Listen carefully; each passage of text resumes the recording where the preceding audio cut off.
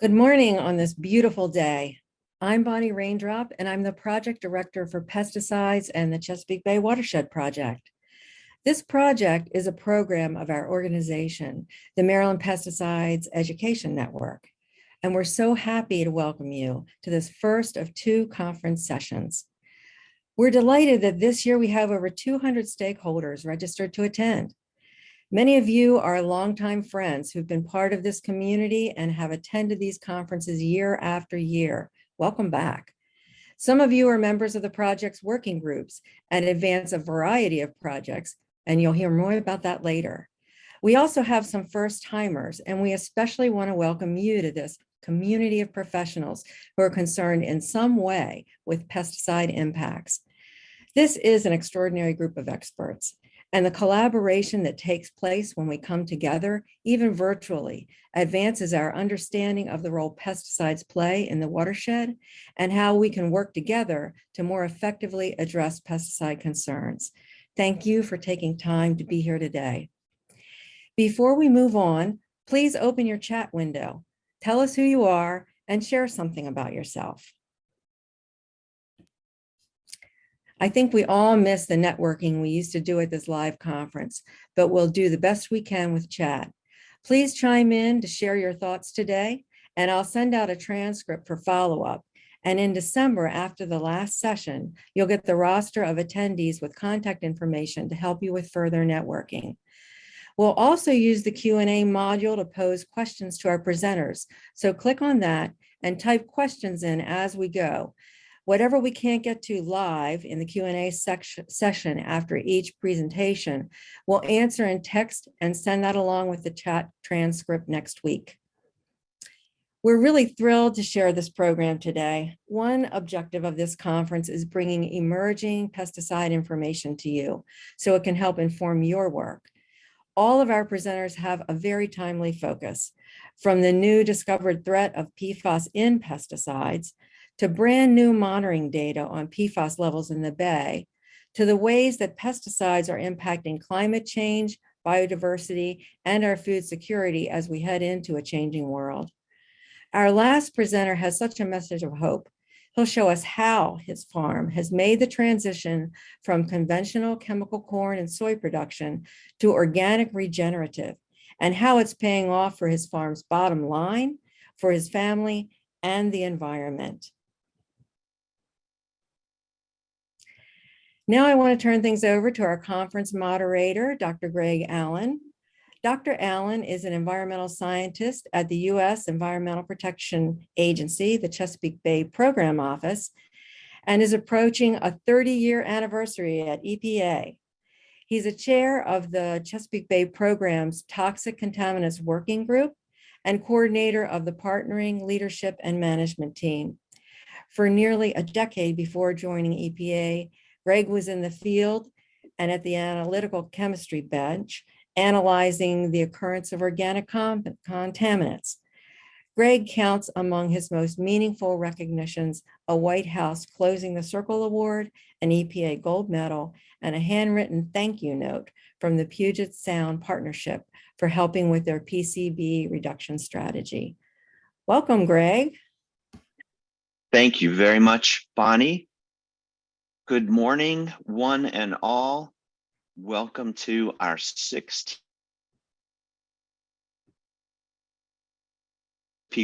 WED conference. Really glad to have everyone on board. It looks like we're about to hit 100 participants today. So glad that you're here with us today. So let's jump in here. And before we get to our phenomenal presentations that we have today, I want to pose a chat question to you. So I know that most of us have PhDs in zoomology by this point, but want to just be very clear that when we ask you to use chat, you can find that in the center bottom toolbar in our Zoom webinar platform today.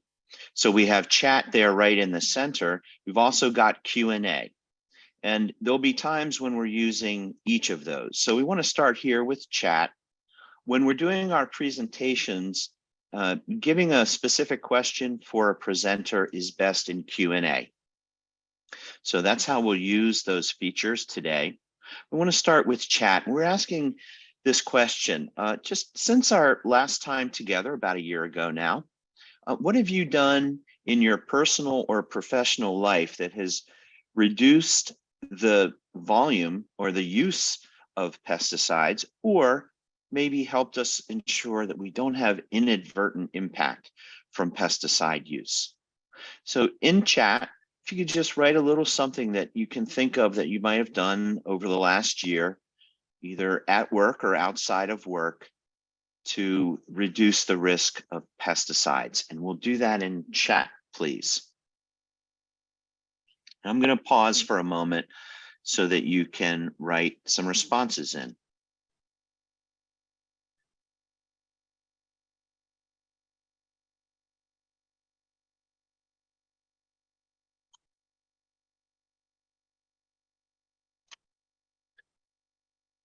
All right, so we got some great input coming in already.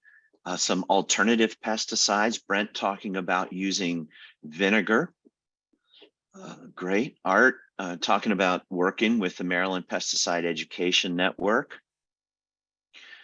Yeah, just pulling out a few here as they come in. Rebecca also using some alternatives of vinegar and Dawn dish detergent. I've heard about that one. Yeah. Educating people on organic lawn care. Mary, thank you. Robert talking about presentations to community groups on elimination of pesticides. Excellent.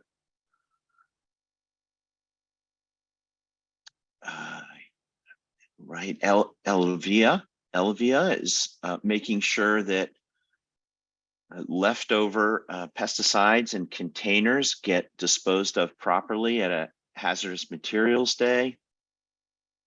That is awesome. Paul saying he went completely pesticide free at the house with the lawn and put in some native plants. Fantastic. Seeing quite a few alternative pesticides. Bonnie talking about peppermint oil use. I know I ended up having to use something for ant control, bought a product from Raid that uses geraniol. Geraniol is a terpene. It also uses lemongrass oil, and it was very effective. It really did the job quickly and is safer for kids and pets. Yeah, in the city of Hyattsville, whoever is representing Hyattsville purchased a compost tea maker so we can make our own organic fertilizer and turf. Great. See some mention of organic farming from VK. Thank you. Yeah, we're going to hear more about that today. Very inspirational, the way that organic farming is developing. Steve using peanut butter for mouse traps instead of putting down a rodenticide. Awesome. Okay. Wow, what an impressive list of things that folks are doing in their personal and professional lives. I hope you were following along with this list. Looks like a theme is really using alternatives. Shirley here talking about garlic as something to use in the garden around things like vegetables and otherwise. Using essential oils, Dana. Great, wow, that's a lot of wonderful inspirational alternatives to pesticides. And overall, a lot of great work by all of us to try to minimize impacts, inadvertent impacts. Okay, great. Well, thank you for sharing all of that. And again, I hope you had the chat window open in a way that you could follow through and be inspired by what we are all doing as a community.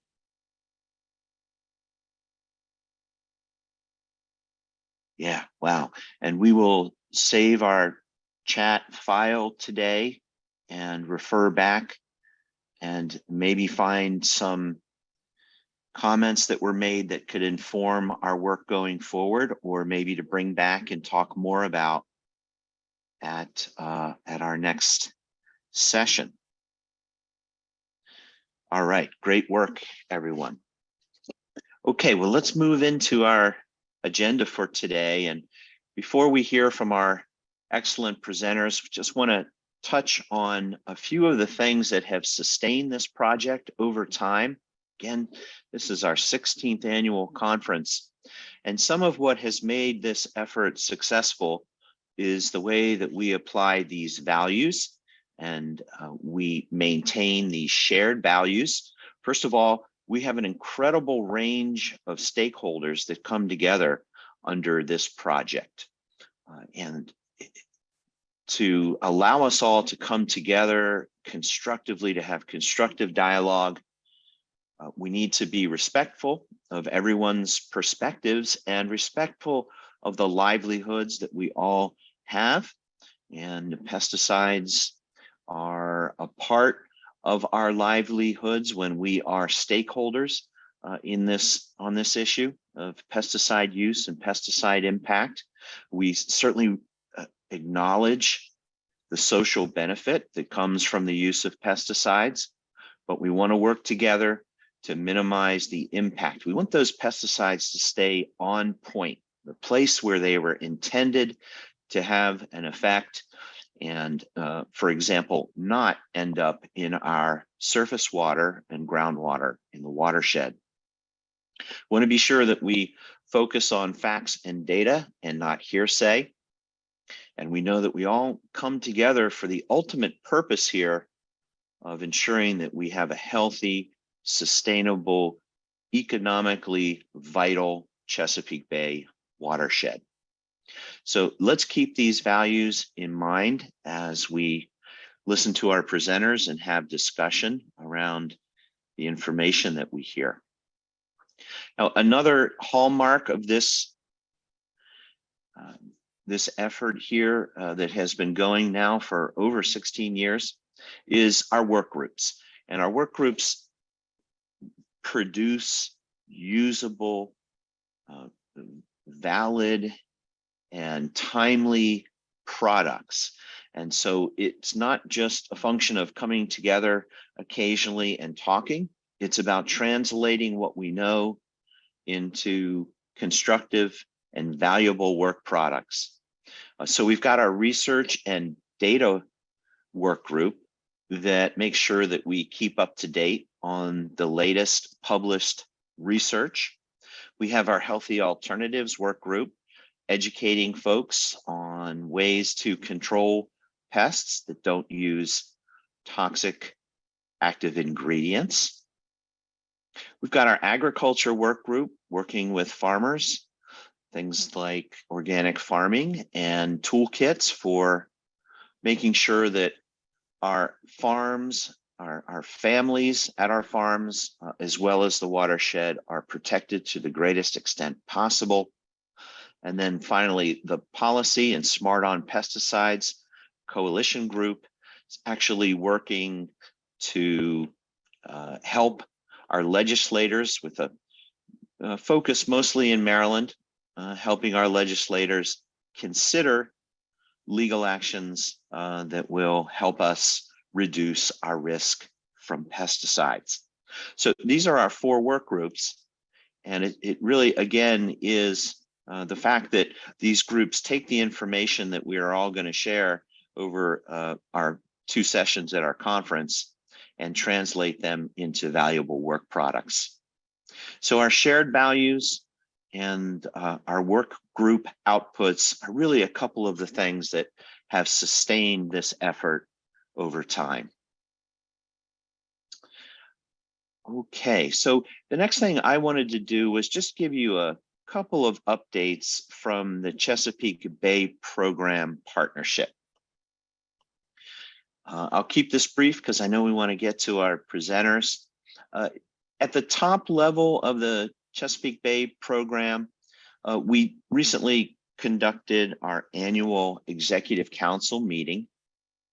And it was really impactful because it was the start of a discussion around recognizing that while we have made fantastic progress in reducing key pollutants, and in particular, nitrogen and phosphorus as nutrients and sediment, that is our bay-wide, watershed-wide, I should say, watershed-wide TMDL, that gets most of the focus at the program.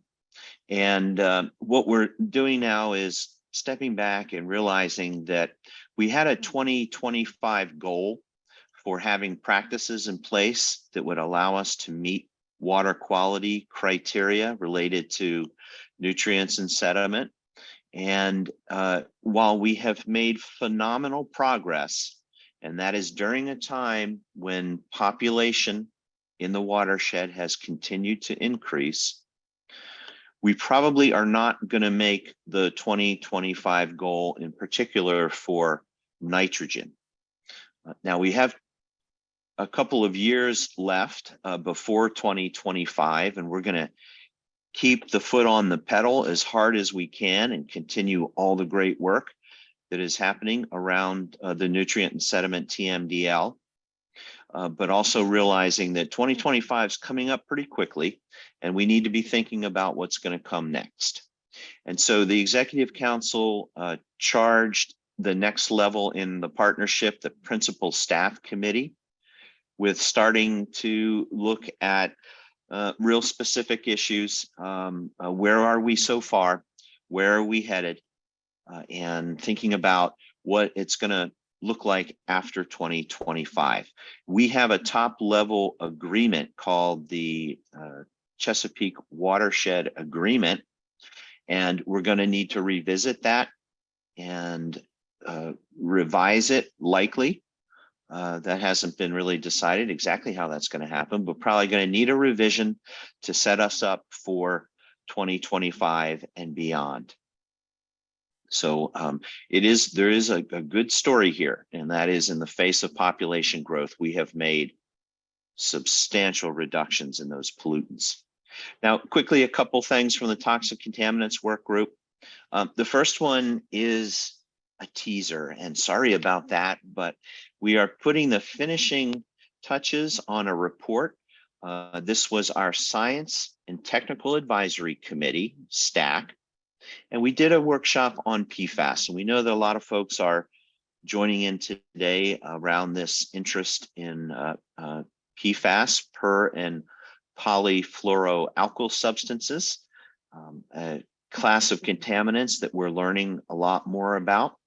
And in this workshop, we were looking at what do we know about the occurrence of PFAS in environmental compartments. A lot of the monitoring that has been done up till this point is around groundwater and the risk to humans from consuming drinking water that's contaminated with PFAS. In this workshop, we asked the question, what else do we know about where PFAS is occurring, its fate and transport in the whole watershed system? So there's a lot of great data in here about things like PFAS concentrations in fish, and some of the science that we have around where PFAS ends up when our fish are exposed to it. Where does it tend to accumulate in the fish? There's just a couple examples of what's in this report. And again, sorry, we don't have a final for you. It's going to be out soon, and we will advertise that far and wide and make sure that you have access to it. The other thing I wanted to point you to is an interactive map that was published by USGS. And this is the result of years of monitoring that has been done by the USGS team in major river segments such as parts of the Susquehanna, the Shenandoah, the Potomac, and this is a compilation of the monitoring data. This was looking to see if we could make some associations between contaminants and effects on fish. And you can see here in the call out, there was quite a few pesticides detected during this monitoring. And in particular, atrazine, metolachlor, fipronil, and simazine were high frequency detections. So there is some data here for the watershed, and it's also just a phenomenal website. The way that the team used interactive maps and infographics and presented the data is really innovative. And so I think you would find it interesting both from a data standpoint and the way that the data was presented. So we'll place this URL into chat and make sure you have access to it. But if you're interested in one source of analytical data and a great presentation, really encourage you to look at this. This is from Gordon, Smalling, Blazer, and Phillips at USGS. So those are a couple of nuggets for you from the Chesapeake Bay program. And of course, I would be more than happy to talk to anyone about this. I see some of our toxic contaminant work group members are with us today. And so we're all available to help answer questions around this. All right, well, that's a couple points from the Chesapeake Bay program. And without further ado, we are going to jump into our presentations. Okay, so first up here, Betsy Nicholas and Brent Walls from Chesapeake Waterkeepers. And I've got intros for our speakers today, and we have a tradition in this project of some pretty long bios. So ask you to hang in with us on these bios, but the reason we do that is because we want to get to know each other. And part of the value that we get from coming together is making some new relationships and some new friends. So we want you to get to know our speakers. So let me introduce Betsy. Betsy Nicholas is the Executive Director of Waterkeepers Chesapeake. That's the regional coalition of 17 waterkeepers protecting the rivers and streams of the Chesapeake and coastal bays watersheds. She's been leading this organization since 2012. And she's also the founder of the Waterkeepers Chesapeake's Fair Farms campaign. And that builds a movement of Marylanders of all stripes working together for a new food system, one that is fair to farmers, invests in homegrown healthy foods, and restores our waterways instead of polluting them. Previously, Betsy worked as a trial attorney in the Environmental and Natural Resources Division of the U.S. Department of Justice for several years. She's also the general counsel for the Chattahoochee Riverkeeper in Atlanta, Georgia, for more than 5 years. Betsy was an environmental associate for law firms in New York and Washington, D.C., and her experience includes all types of stormwater pollution, industrial agriculture, regenerative agriculture, Clean Water Act litigation, Endangered Species Act, conservation work, and a host of other issues that come with over 20 years of environmental work. Like most clean water advocates, she also loves getting out on the water when she can. Now to Brent. Brent Walls joined the Potomac Riverkeeper in 2009. He works as the Upper Potomac Riverkeeper. Brent is responsible for defending the public trust of the rivers and streams in the Upper Potomac by advocating for clean water and ensuring the virtues of the Clean Water Act are enforced. Brent has been an advocate for clean water for over a decade. He's got an environmental science background in freshwater ecology and brings a valuable scientific perspective to the Potomac Riverkeeper. His experience in water quality sampling has ensured defensible enforcement actions and has been a unique advising asset with local watershed groups. Brent's proficiency with GIS, Geographical Information Systems, has inspired the development of waterkeeper trail maps in the Upper Potomac and has provided Potomac Riverkeeper with valuable interactive web maps and creation of a mobile app to report water pollution. Really fantastic work. So we'll be hearing about monitoring of PFAS in bay waters, and we welcome Betsy and Brent. Good morning. I wanted to talk to you about PFAS, the forever chemicals that you're probably starting to learn a lot more about and how they're affecting our waterways in the Chesapeake Bay. So let's start with what are these PFAs, PFOAs, PFOS, the perfluoroalkyl substances. They're a group of chemicals that are known as forever chemicals because they have essentially unbreakable bonds. They were developed actually by accident and found to have a lot of industrial, food, packaging uses because they provide sort of a sealant. So as you can see here, there are many, many sources of exposure to these types of chemicals. Firefighting foam, shampoo, a lot of consumer products, food packaging, pesticides, paints. They're pretty much everywhere. And as much as they're unbreakable in their bonds they form, they really dissolve well in water. And that's where we end up having a lot of concern about our potential exposure to these chemicals. They also bioaccumulate in proteins, so things like fish species, animals that we might eat or consume, they are going to have extra large concentrations of these chemicals. So knowing that these things are everywhere, why is that a problem? They have a multitude of health problems associated with them. They haven't really been studied as much as we would have liked, because when they first came about, there was a back and forth that I'll get to in a moment with the Food and Drug Administration that then resulted in not doing significant testing at the time. But there was some initial testing, and more recently has been a lot more showing that these chemicals are associated with different types of cancers, developmental issues, birth defects, thyroid disease, which I personally have, hormone suppression, impaired liver, kidney, pretty much you name it. There can be exacerbation of any health issue you might already have from exposure to these chemicals.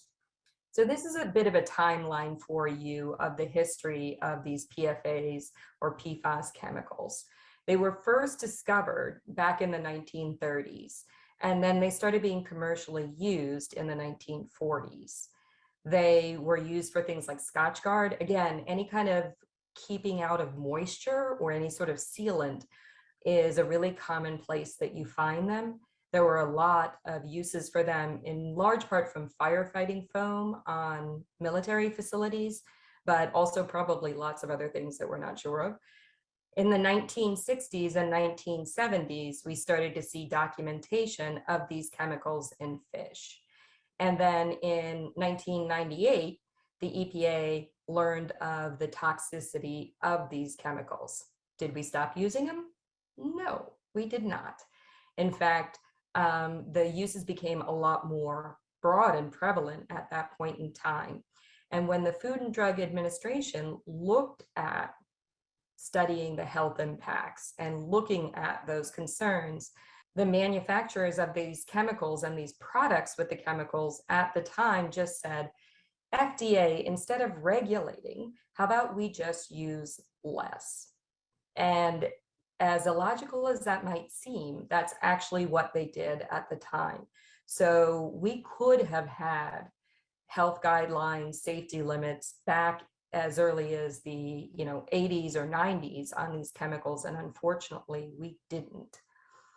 Up until quite recently, through 2016, the EPA was using a health advisory limit on 70 parts per trillion. This was just recently updated by the EPA to 0.02 parts per trillion. And I want you to keep that number in mind when we go through this presentation, because you're going to see a lot of limits and a lot of samples that show much, much greater concentrations of these chemicals in our watersheds locally here in the Chesapeake Bay.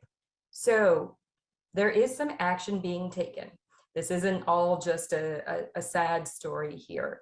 Maryland and the Maryland Department of the Environment have started doing some testing and monitoring for these chemicals.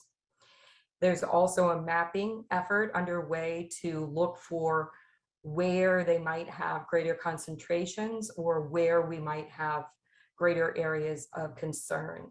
So we do have some sampling that was done back in 2020, and then another phase last year.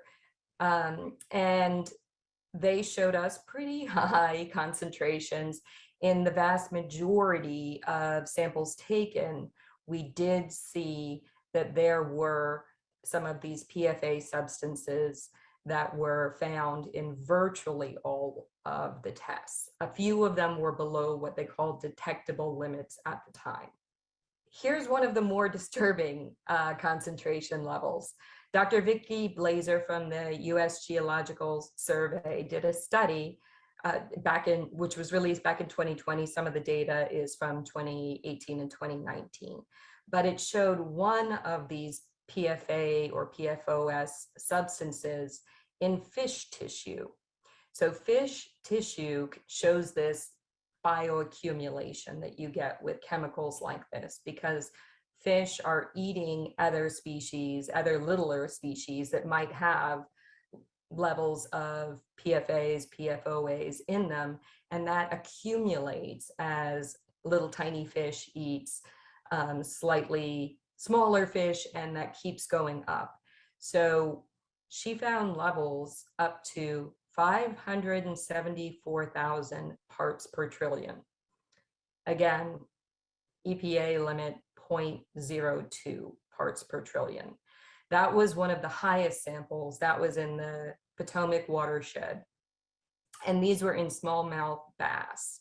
But the average level that they found in the blood, the plasma of smallmouth bass, was 381,000 parts per trillion.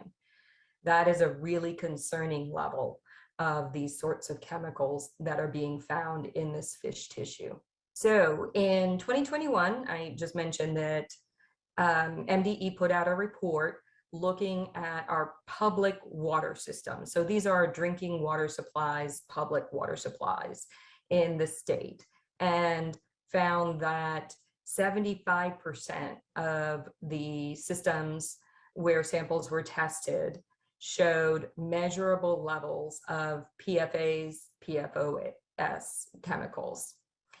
And that looked at 68 drinking water systems in the state of Maryland, measured about 70% of what is currently serving as public drinking water systems in this state. In addition to looking at our drinking water systems, there's also been study of pesticides.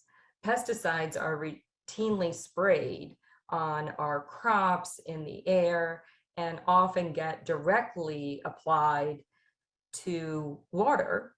In fact, today I got to hear about mosquito spraying being undertaken in Maryland right upstream of a drinking water system. Well, in this study of pesticides, there were very, very high concentrations observed. Vectobac, Maverick, Perimeter, these are all at thousands of times the EPA safety limit. And when EPA got these results, they said that there was concern that perhaps contamination had come from the containers, and investigated that, and indeed found that some of the containers were at least a partial source, but perhaps not the entire source of where these substances were coming from. So a study out of Texas, which was peer reviewed, showed that 6 out of 10 pesticides had astonishingly high levels of PFAS. You can see here the different types of active ingredients used throughout these pesticides that are showing up consistently and are the primary methods for applying pesticides. Malathion is one of the most commonly used pesticides worldwide and is showing 17.8 million parts per trillion. And again, these are being sprayed on golf courses, lawns, schools, and then they run off into our local waterways, which form our drinking water supply. But you're also getting additional potential exposures as these get into our food system and can bioaccumulate in human populations the way they are currently doing in our fish. So this is just sort of a diagram of how that works so that it's a little easier to understand. And Dr. Kyla Bennett from Public Employees for Environmental Responsibility is quoted in a recent report saying, if the intent was to spread PFAS contamination across the globe, there would be few more effective methods than lacing pesticides with PFAS. Just let that kind of echo in your head for a second of how we have these toxic chemicals with demonstrated public health impacts, and we're spraying them everywhere. So they are getting into our food system, into our water, into animals that are consumed. And again, we're taking in much more of these chemicals than I think anyone ever thought that we may have been. And I believe that there are going to be long-term health consequences for populations due to these exposures. Another method of getting PFAS chemicals onto the land and in our waterways is sludge and land application. So in a wastewater treatment plant, what happens is that solids are separated from liquids, and these solids then go through an anaerobic digestion process, and then can be applied to farm fields, to golf courses and other places where they are looking to use them as fertilizer. Well, because of all of these consumer uses and the pesticide uses, we are seeing potentially very high applications of PFAS chemicals directly to the land that's growing our food, and again, then allowed to run off into our local waterways. So we're getting this right there on our plates. Most recently, the Waterkeeper Alliance, which we are a part of in Waterkeepers Chesapeake, did a national PFAS sampling report. This was just released on October 18th, the 50th anniversary of the Clean Water Act. And a total of 113 waterkeepers surveyed 114 waterways across 34 states and the District of Columbia. 83% of the waters tested showed PFAS contaminations and chemicals in them. But here locally in the Chesapeake region, 16 samples were taken. These are upstream, downstream samples. So technically it's 32 samples, but 16 coupled samples. And all of the ones in Maryland detected PFAS. In fact, one of them in Piscataway Creek in Prince George's County showed a level of over 1,300 parts per trillion. And this is Piscataway Creek, named for the Piscataway tribe, whose lands I'm currently occupying, as are other residents of DC and the DC metro area, occupying Piscataway lands. And this is what's happened to them because of the prevalent use of these chemicals, from everything from pesticides to food packaging. So here's what we need to do now. We need to stop this cycle. We need to stop applying these chemicals.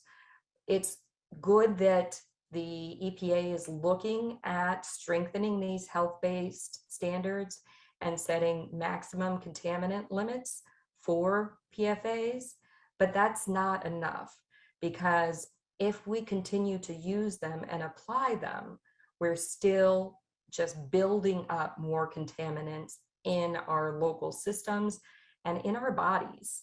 So we've gone beyond just concern of, are these getting into our drinking water? Because at this point, they're getting everywhere. When you get these pesticides and PFAS chemicals into our soil that we're using to grow our crops, you're killing all of the little critters in there that are essential for soil health and breaking things down. They're getting in the wastewater treatment plants, creating this sludge that's contaminated with PFAS that we then spread on the land, and it gets back through the system again into our waterways, into our drinking water, into our food system.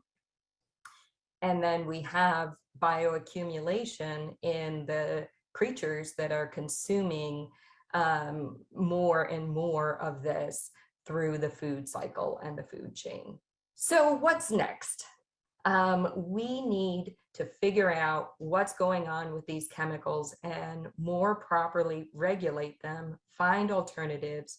But at this point, there's so much being spread around in our watersheds. We're also going to have to think about how we actually start treating wastes and water to reduce our exposures.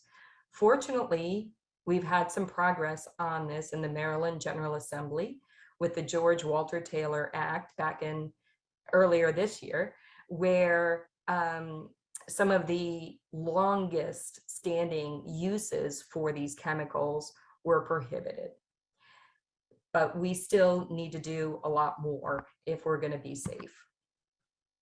So we're going to be looking to the next General Assembly session and thinking about how we can zero in on these chemicals, where we're getting exposed, where contamination lies, and how we can demand some accountability and ensure that we're no longer having to have these exposures throughout our entire ecosystem. And that's all I've got for you today. We're going to hand it over to my colleague, Brent Walls, the Upper Potomac Riverkeeper. Thank you.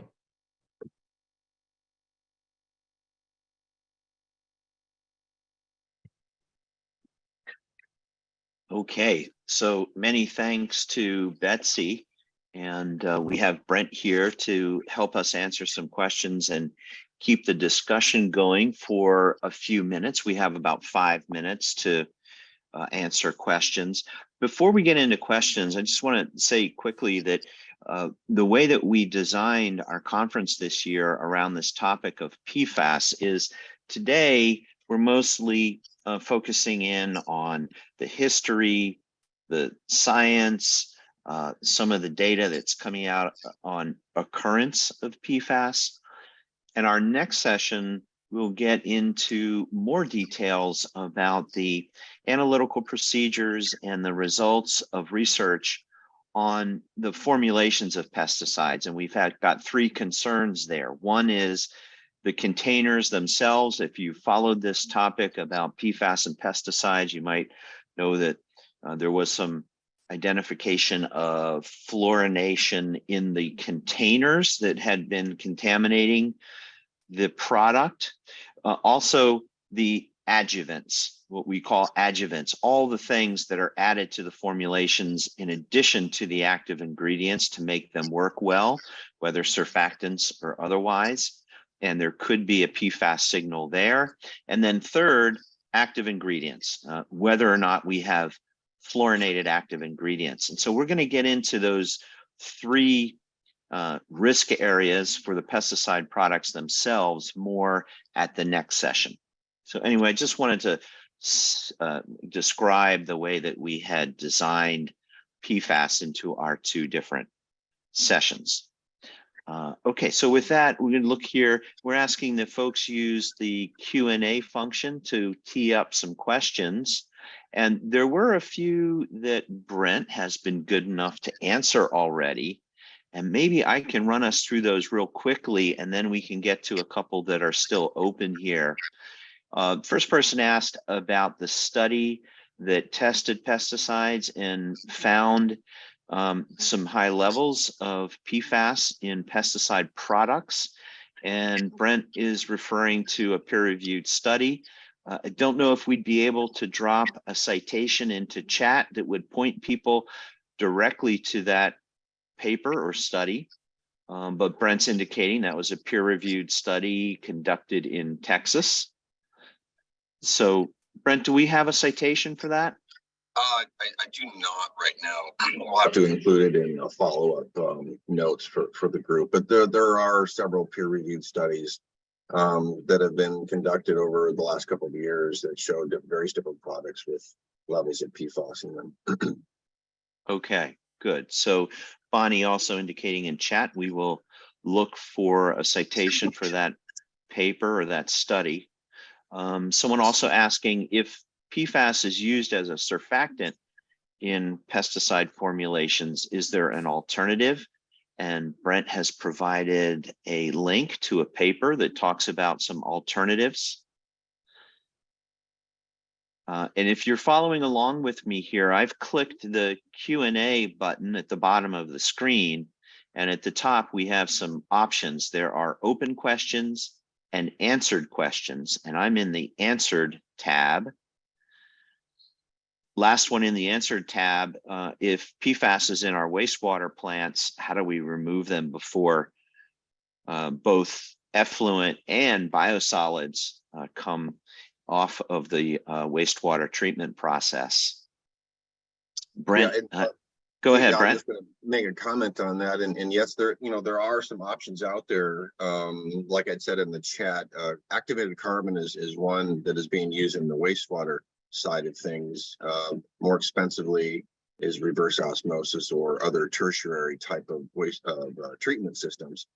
One of the problems, though, in research needs to be conducted a little bit more thoroughly, especially on the drinking water side, in filtering out the various different fluorinated carbon chains, is whether or not those two systems reduce the levels down to the current EPA drinking water recommended limits of 0.02 parts per trillion.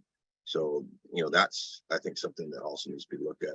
Reverse osmosis most likely would be, but the activated carbon may not.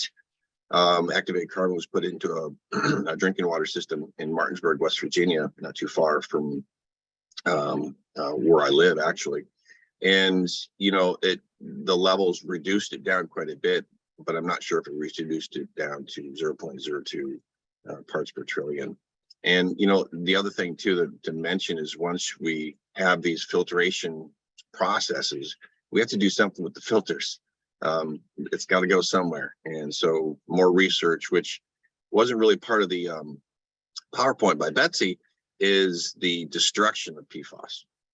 That's continuing research in how to break down those long chains. Okay, thank you, Brent. So over to the open questions. We have time for just maybe one or two more here. First one, how do we know if all PFAS chemicals are hazardous if they've all been researched? Well, that's a great big open question. Yeah, that's a great question. I've been on a number of different panels with a lot of different researchers that are looking at just how do we approach this, since you have, the number keeps climbing. Last I heard, EPA was saying about 11,000 various different fluorinated carbon chains. But the larger chains, PFOA and PFOS, are the ones to focus on, because if you can cater filtration processes and rules and regulations on eliminating those two large chains, you're going to start eliminating and removing the smaller chains as well throughout that family. Now, there are definitely some properties of various different chains in the PFAS family. And so that's why in a lot of drinking water regulations in various different states, there is a list of sometimes 10 to 20 various different PFAS, because some do have various different traits within the environment, within the water system. So, but focusing on the longer chains helps us get rid of the shorter chains too. Okay, great. Now the next question from Sheila Ruth about the use of total organic fluorine testing, or TOF. And we're going to talk about that a bunch at our next session. But you're right, Sheila, that is a method that's intended to be a faster screen for total fluorine, as opposed to a detailed analysis compound by compound that would be done in the using gas chromatography. So we'll talk about that screening method a bit more at our next, and its usefulness at our next conference. So, okay, we would love to keep going through all of these great questions. Brent, if you're able to continue to write in answers to questions we haven't covered, we appreciate that. Yes, we'll do. And we'll keep our eye on those, and maybe there are a few that we'll bring back for more discussion at our next session. Okay, well, we are keeping on time with our agenda here today. Thank you very much to Betsy and Brent. And before we leave this, let me just mention that in chat, you will see a link from Brent for a report that was recently published. And this is from the network of riverkeepers who recently published data on PFAS monitoring in a number of watersheds, but definitely including Chesapeake. So you'll see that link in chat, and a very informative report on the occurrence of PFAS. Okay, well, we're going to shift gears a little bit, and again, we'll come back to PFAS in our next session together. But now we're going to hear from Dr. Kendra Klein. Kendra is Deputy Director for Science at Friends of the Earth, where she leads work on food and farming solutions. Kendra is a writer, researcher, and advocate in environmental sustainability, food, agriculture, and environmental health. Before joining Friends of the Earth, Kendra coordinated farm to institution work at the California Healthy Food in Healthcare campaign, and she worked at Breast Cancer Action, working on chemical policy reform and corporate accountability related to pink ribbon fundraising. Kendra has apprenticed on organic farms in California and Hawaii. She is a 2011 Switzer Environmental Fellow and has written for The Guardian, The Nation, Gastronomica, Civil Eats, Food Tank, and EcoWatch, and other peer-reviewed journals. Kendra has a BA in Interdisciplinary Studies from Miami University of Ohio, and a PhD in Environmental Science, Policy, and Management from UC Berkeley. So I'm very pleased to welcome Kendra Klein. Thank you all so much for the chance to be with you today. I am going to talk to you a bit about pesticides, climate change, and biodiversity. So if you like to eat, thank insects. This is probably something we don't think enough about, and that is the fact that insects are really critical to so many services in our food system, including pollination, pest control, soil quality, including decomposition of organic matter, and of course, maintaining stable food webs across ecosystems. That is why it's so concerning that 40% of insect species face extinction in coming decades, according to this meta-analysis of global data. And in this peer-reviewed study, the scientists use the term catastrophic ecosystem collapse, really turning our attention to how serious the consequences will be if insect populations continue to decline. I do a lot of work on pollinators, and so I have included just a snapshot of pollinator declines. 40% of insect pollinators are facing extinction.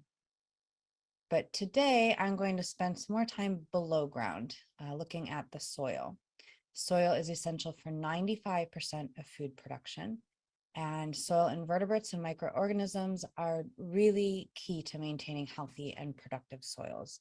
You can see there the range of different services that they provide. And that is why it's concerning that we know that pesticides harm soil ecosystems. You can find some information, including this research brief, at foe.org/soil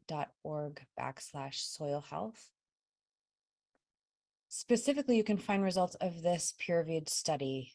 This is a study that Friends of the Earth co-authored with Center for Biological Diversity and a researcher at University of Maryland. Pesticides in Soil Invertebrates, a Hazard Assessment. We did a meta-review of 394 studies, and those encompassed nearly 3,000 cases. And a case was a given pesticide or unique mixture of pesticides, a given organism, and a given endpoint. So death or various forms of morbidity. And what we found is that in 71% of cases, pesticides killed or harmed soil invertebrates. These are the results broken down. You can see across the bottom, we're looking at different types of pesticides, insecticides, herbicides, and fungicides, and then looking by class. And for all of these, except for one, the dark part of the bar represents a negative impact. So all of these are over 50% of cases showing negative impact. So really the take home here is that as a class of chemicals, pesticides are incompatible with healthy soil ecosystems.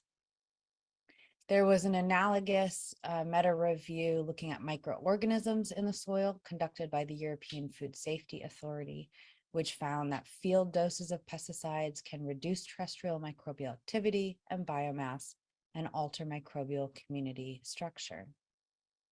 We are particularly concerned about a class of pesticides called neonicotinoids, or neonics. What you're seeing here is the results of another peer-reviewed study that is looking across time, and the take-home is that U.S. agriculture has become 48 times more toxic to insect life since the 1990s, which is when neonics were introduced. The dark part of the bars is neonics. The lighter part is all other insecticides. And that inflection point is when we began coating the seeds of commodity crops like corn and soy with neonics, which, as you can see, led to an increase in use. But this graph is not showing you usage, it's combining the toxicity of a given insecticide with its persistence in the environment. And because neonics are highly acutely toxic to insects, and because they persist in the environment for months up to years, they create a compounding toxicity. And so what you're seeing here is this increasing toxic burden in the environment for insects. So as of 2011, we know that 80 to 100% of corn seeds and up to 44% of soybean seeds were treated with neonics. And we know that the vast majority of those insecticides remain in the soil. They're systemic, so they're taken up into the plant. The leaves, the pollen, the nectar, everything can be toxic to insects that encounter them. But a lot of that pesticide in the soil, potentially harming soil organisms, and also then running off into water resources. And we know that neonics are associated also with significant harm to aquatic ecosystems. The other thing that we have to understand about neonic-coated seeds is that the data has shown us that this is not an efficacious use for farmers, that it is not increasing their yield or their financial stability. And so this is a use that does not come with benefits or significant benefits, but comes with really significant environmental harm. And so a use that we really need to think about reducing or eliminating.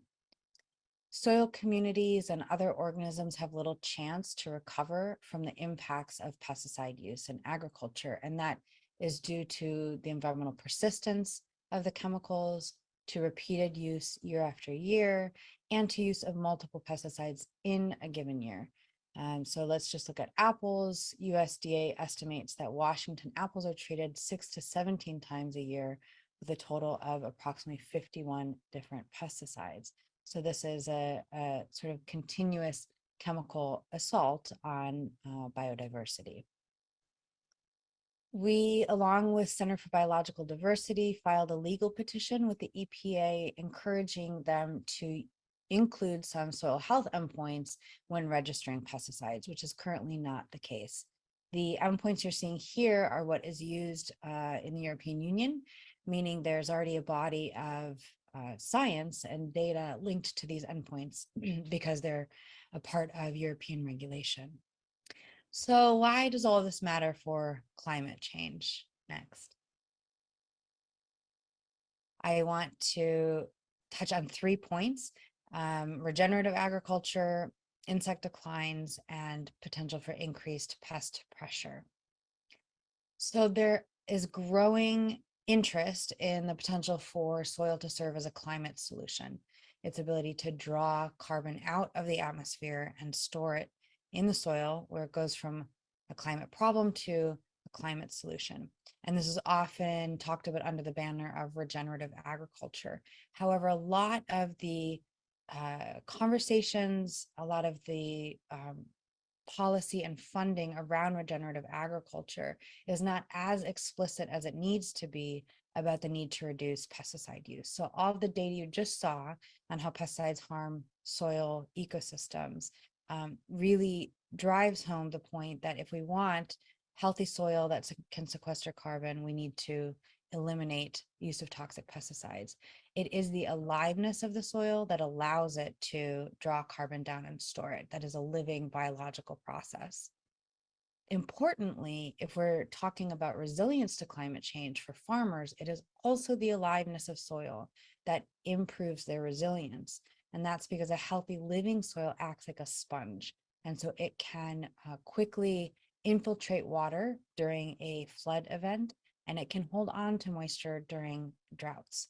So, for climate resilience and mitigation, we need to be talking about reducing pesticide use. No-till is often discussed as a part of regenerative agriculture, but the flag that I want to raise is that the majority of no-till farmers are currently using Roundup Ready seeds. The active ingredient in Roundup, glyphosate, has been linked to harm to soil organisms, including mycorrhizal fungi and earthworms, really, critical organisms, increasing pathogenic microorganisms, impairing respiration of soil organisms, and immobilizing nutrients.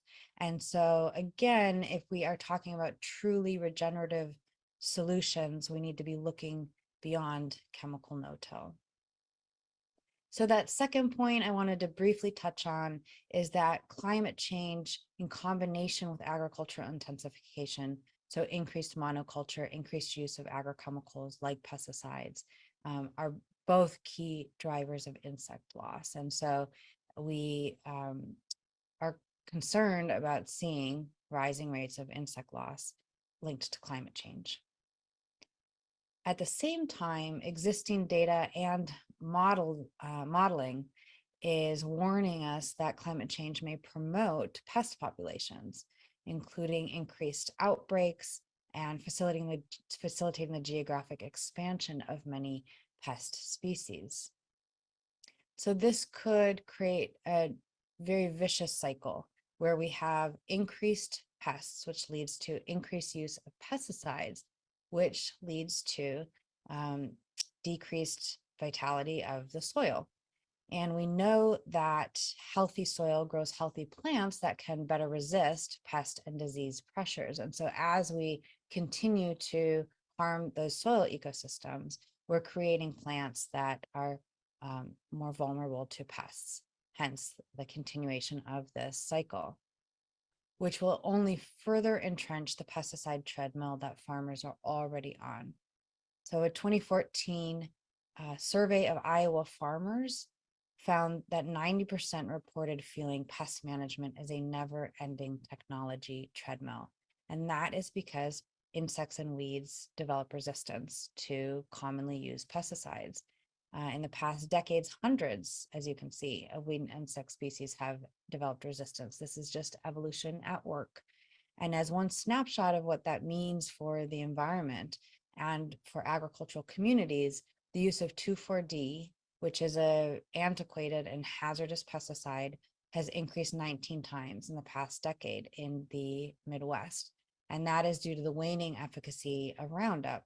Due to its ubiquitous use, we are seeing more and more, quote, super weeds. And so farmers are turning to these antiquated chemicals, 2,4-D, dicamba, in order to deal with the weeds. So how do we get off of this treadmill? The good news is we have science-based solutions. We have 4 decades of data showing that these approaches work and that they can manage pest pressures with few or sometimes no hazardous pesticides. So these are the methods that underpin organic agriculture, truly regenerative agriculture, and robust integrated pest management. The gold standard for pesticide reduction is organic, and that is because it is backed by a federal law, which prohibits the use of over 900 different active ingredients that are otherwise allowed in agriculture. So organic farmers are allowed 25 synthetic actives, which are among the least toxic available. And before turning to those, they are required to use non-chemical strategies.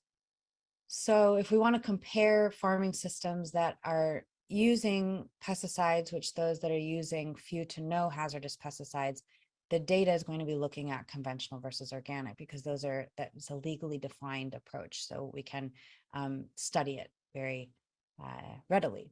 So this is a meta-analysis of 40 years of data. And what you are seeing is the various benefits that we might hope for from a farming system. Often the conversation gets stuck on yield, which is really one part of what is produced by our farming systems in terms of environmental benefits, economy, community well-being, and public health. And so you're seeing on the organic side a much greater balance across those services. We know that organic agriculture can help protect biodiversity above and below ground. So pollinators, other beneficial insects, and then below ground, organic soils can have up to 10 million times more helpful bacteria than conventional soils.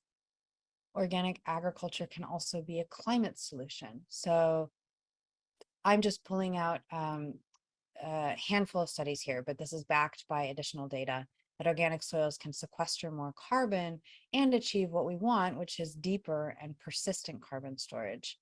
Again, on that point about resilience, this is one study that found that organic cornfields produced a third more during drought events than conventional farms. And pesticide manufacturing itself is energy intensive. And so as we reduce use of pesticides, we're reducing energy inputs into agriculture. We're not talking about human health today, but I did want to include this. This is, if you go to Organic for All, the results of a study that is one of dozens that has found that organic diets rapidly and dramatically reduce exposure to pesticides.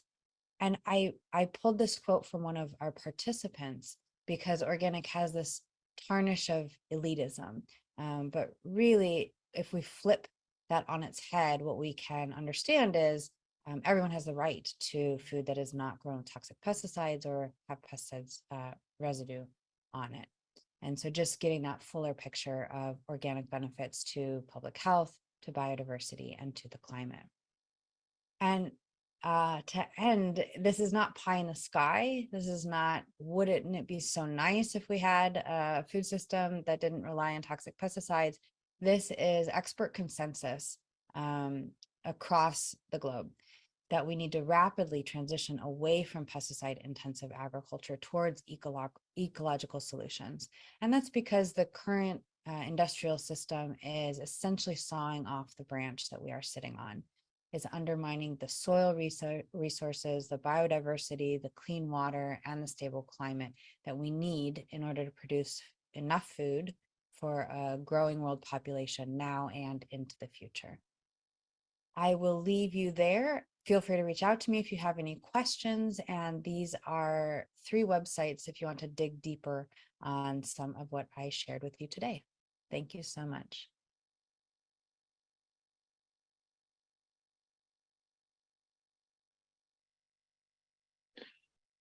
Fantastic. Thank you very much, Kendra. We have about 5 minutes or so for some Q&A. And there are a couple of questions that have come in. The first one is a straightforward question. How does the decline of pollinators impact the food supply? That is a great question. We are seeing some data that there are decreases in yields in crops like blueberries, apples. So we know that many crops, 1 in 3 bites of food we eat depend on pollinators. And so as we're losing wild pollinators that would provide that service for free, we are depending more and more on managed pollinators, and beekeepers are losing up to 40% of their colonies each year. And so managed pollination is becoming dramatically more expensive. So farmers, seeing a real increase in the costs for pollinating crops. And so along with decreasing yields, also seeing increasing costs, which will, end up on the consumer. Okay, thank you. Next question, I think you've addressed to some extent, and it's really asking how we break the loop that you pointed out for us, where our intensive use of pesticides leads to less healthy soils, which are less able to sequester carbon. Yeah.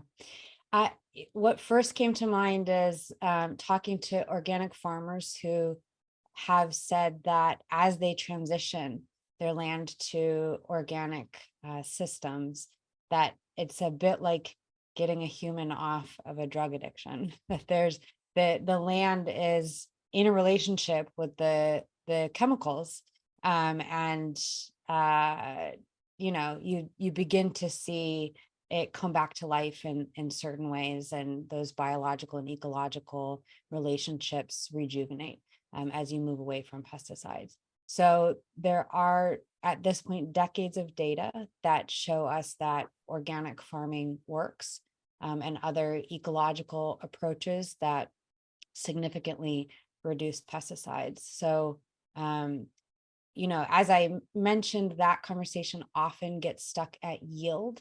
And it is true that there's a yield gap overall between conventional and organic. That does not hold true across all crops.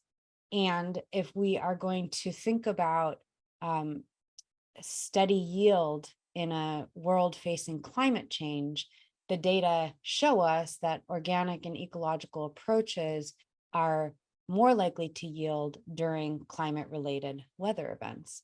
So,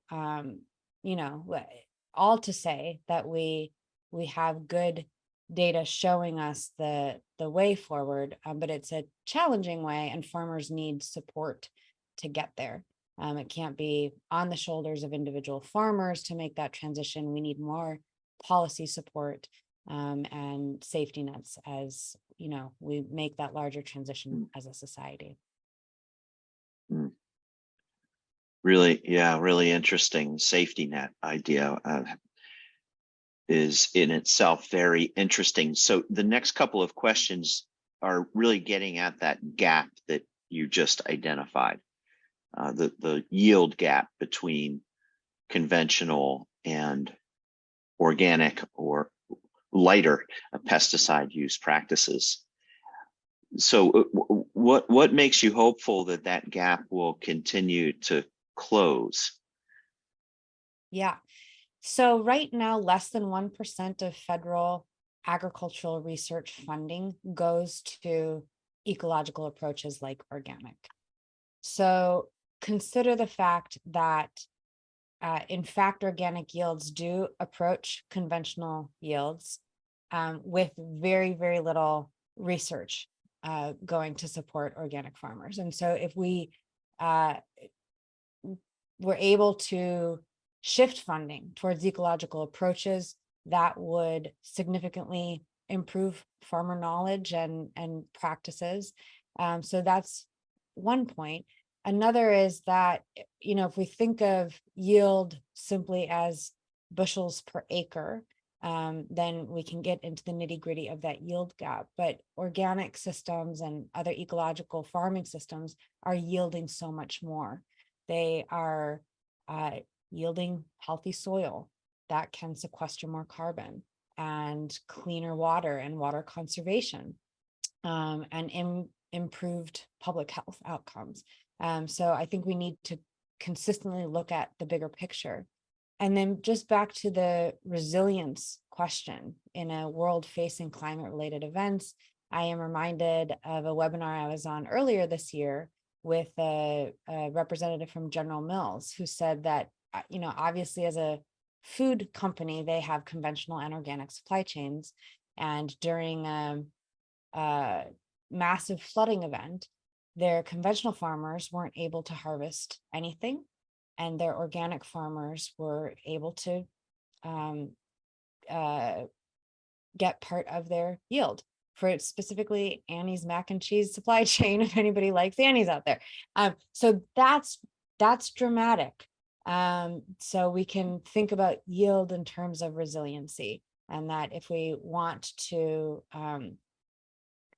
produce sufficient food as we move forward into a climate change world, then we need to really be thinking about transitioning to ecological farming systems.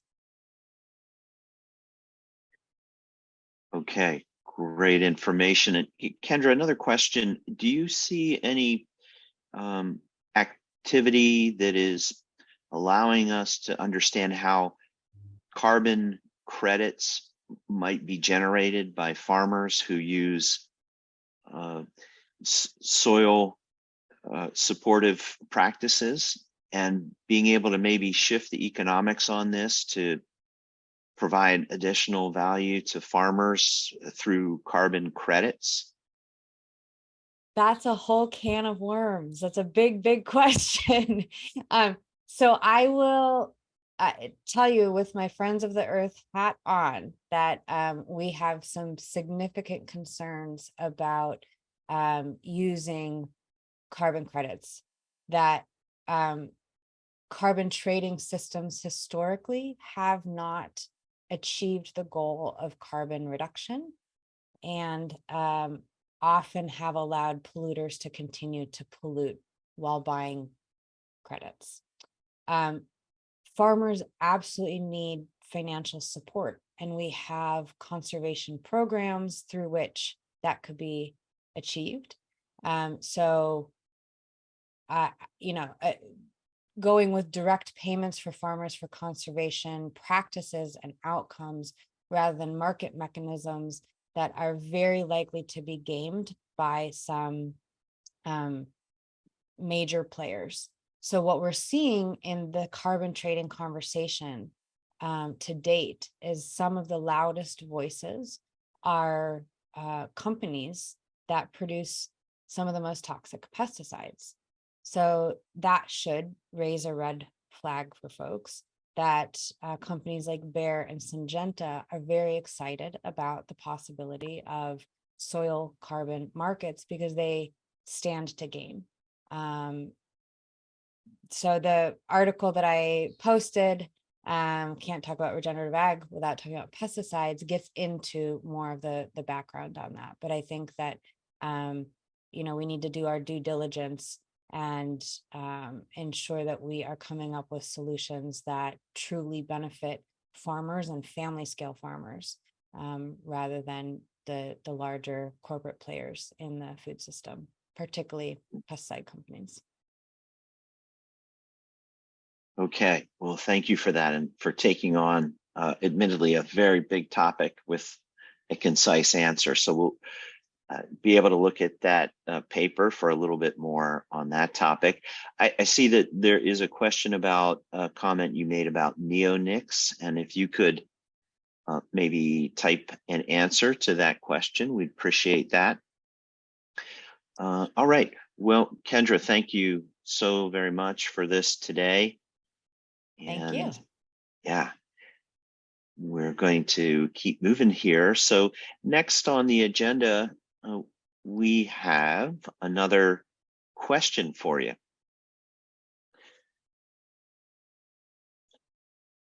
So this is a follow-up to Kendra's presentation and just asking, well, now that you've heard that discussion and this challenging conflict that we have in front of us, what are some of your concerns?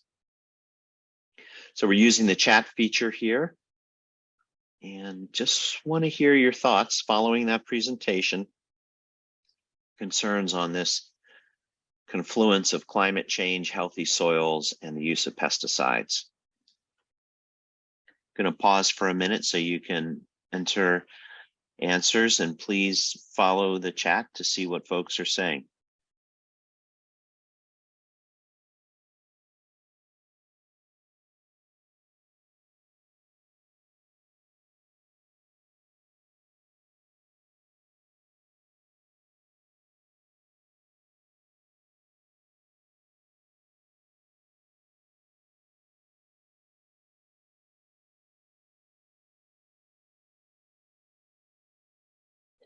Okay, so we are continuing to post slides and some of the articles and reports that we're referring to throughout the conference.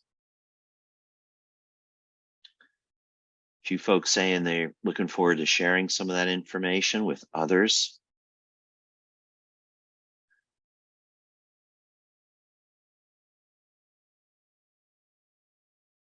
A few folks concerned about climate-related extreme weather, what that's going to do to things like stormwater flows, bringing pollutants off the landscape into our surface waters.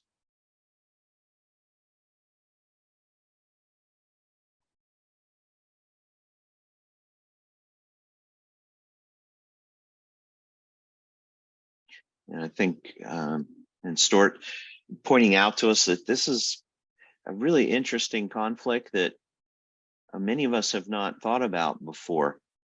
While we want high yielding farms that are healthy farms and affordable food products, we also know that this could be a key component in our fight against climate change and carbon. And that sets up a really interesting challenge. And the cycle that Kendra had talked to us about, wow, we certainly want to be mindful of it and break it, tamp it down to the best of our ability.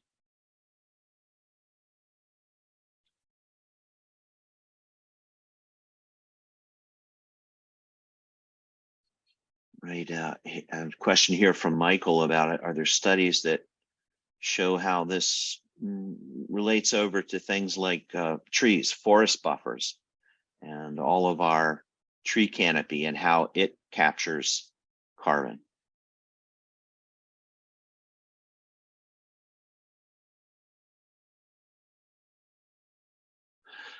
Okay, well, thank you for those thoughts.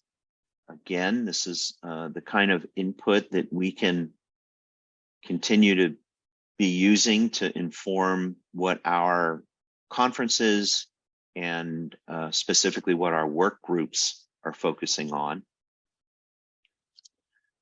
So thank you very much for sharing those thoughts.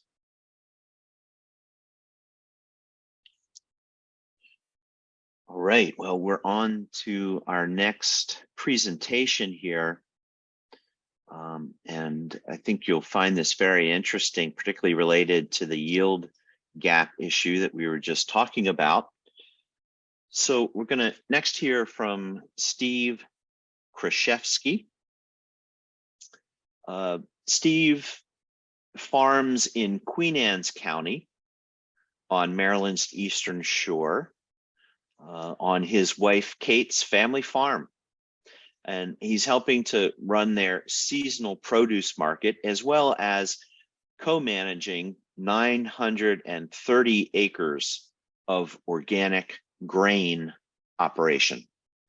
Steve's farming trajectory began in upstate New York on his family's pasture-raised cow and calf operation. Steve attended Cornell's Ag School, and that provided him with a foundation for a unique understanding of soil agronomics, soil biodiversity, and their inextricable link to soil health.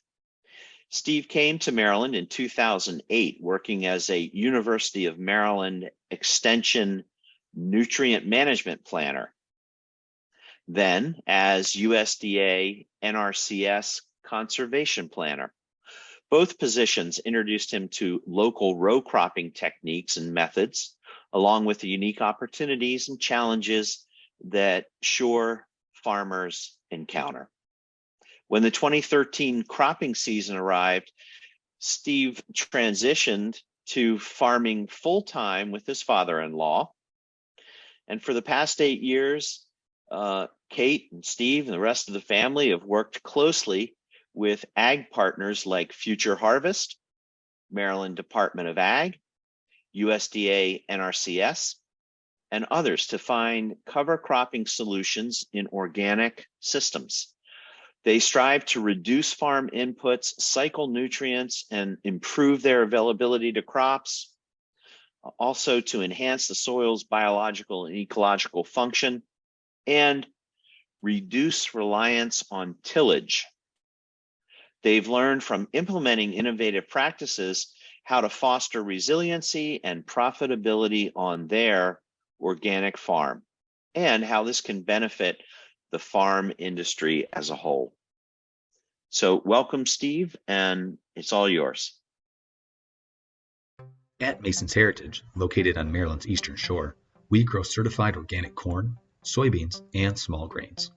Our operations philosophy draws from sustainable agronomic, environmental, and economic viewpoints. Simply put, land stewardship is an investment in regenerative practices focusing on water quality, soil conservation, and soil health. This farm is dedicated to rejuvenating the soil ecosystem. We stimulate the soil microbiome by introducing biological inoculants that restore soil diversity and begin to reverse degradation done by years of tillage. However, soil amendments alone are not enough. Regenerative soil products must be complemented by best management practices. To sustain this strategy, living covers and the roots work in harmony. The farm's rigorous cover crop program follows a simple idea. Treat your cover crops like your cash crops. Our no-till soybean acres rely on the successful implementation of fast-growing, high biomass annuals like cereal rye and crimson clover. The combination of the two species takes advantage of their symbiotic niches, becoming more than the sum of its parts. One hallmark of organic farming is growing fertility for cash crops, up to 100 pounds of nitrogen per acre. This means over half of a corn crop's needs can be produced by legumes. Historically, this green manure has been plowed under, which uproots the soil, damages its structure, oxidizes carbon stores, and releases CO2. Conventional tillage means more passes through the field, thus using additional fuel, increasing equipment costs, and advancing soil decline. Our strip-till equipment combines modern conservation methods with old-fashioned farming techniques. Soil disturbance occurs directly in the planting row while leaving the space between untouched. This worked strip allows the soil to dry and warm up for ideal planting conditions. The intact cover crop mix between rows continues growing, providing a mulch to control weeds and a green manure to fertilize the crop. Overall, the tillage intensity is reduced by 2/3 and fuel consumption is cut by almost 3/4. And when maximizing a cover crop's potential, you have to up your residue management game Our specialized equipment can handle the heaviest growth to yield the best results. We look to our heritage to glean lessons to adapt and adopt practices for a changing world. Our legacy will be teaching lessons and skills to be carried forward by the next generation. We are rooted in sustainable agriculture. We are growing our resilience. We are cultivating our future. We strive to do better.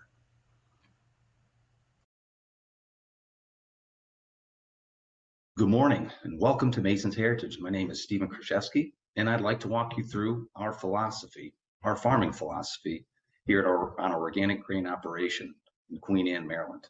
Our vision for what our farming system is becoming, where it's come from, and where it's going. So just a little bit of farming background. This is the 5th generation farm.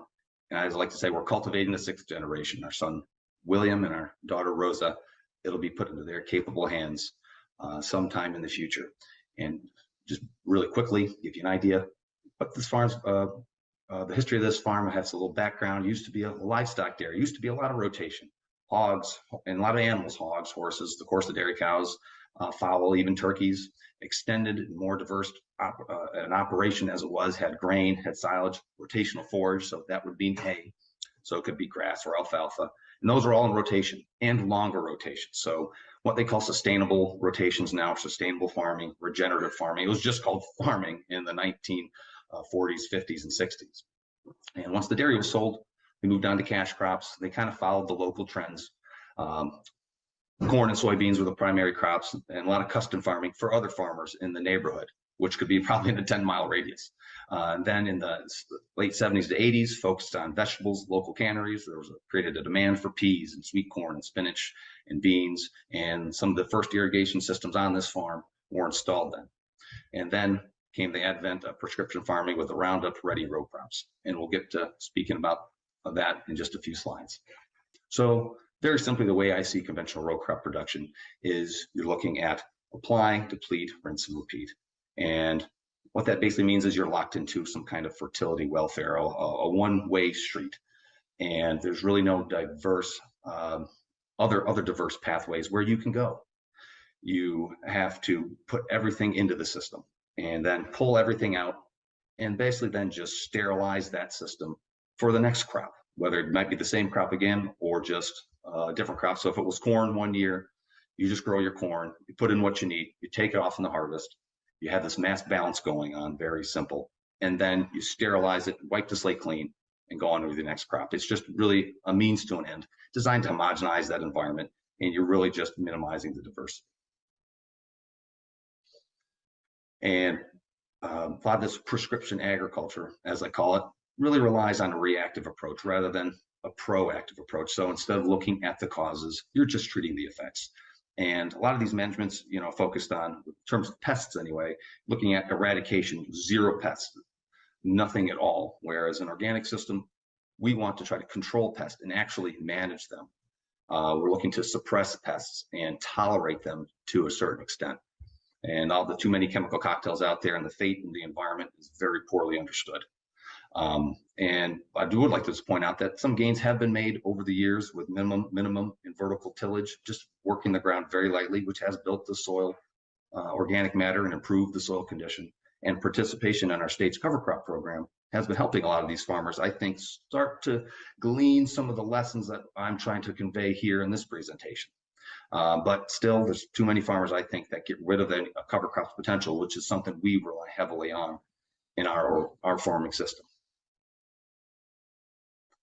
So our philosophy boils down to, I think, 3 main pillars. First pillar is better nutrient management, or balance, that is. So we're trying to grow our fertility. So we're trying to use legumes, and we're trying to stimulate the soil. We're trying to space our mineralization out. We're not trying to do all of our work at once and try to grow a single crop during the course of the season. We're trying to diversify and, like I said, stagger our planting season throughout the entire month of May. And hopefully that's also going to help us reduce any imports we bring in on the farm, like poultry litter, which is another way we supplement the fertility for our crops, like the corn. Second, we'd like to reduce tillage. We're trying to save time, money, and soil. Every farmer really wants to do that. We think we can do it without any conventional chemicals or those other methods that I mentioned in the previous slides. The one thing we have to remember, though, is our field practices have to be compatible with soil health practices. And thirdly, our cover cropping. It's got to be purposeful. It's got to address a certain concern we have, whether it's weeds, whether it's fertility, maybe it's both, maybe it's timing. It's got to be purposeful, it's got to be targeted. So that staggered fertility, like I mentioned, and we're trying to treat those cover crops like our cash crops. So we're trying to put just as much attention towards those cover crops like we do the corn and the soybeans that we're growing for our bumper crops. And that living roots equal living soil, and we'll get to those slides here shortly. When we're growing our fertility, you look at this picture here, we can grow up to 70 to 90 pounds of our PAN, that's plant available nitrogen. That is the nitrogen that the plant has available to take up that season. That's roughly half.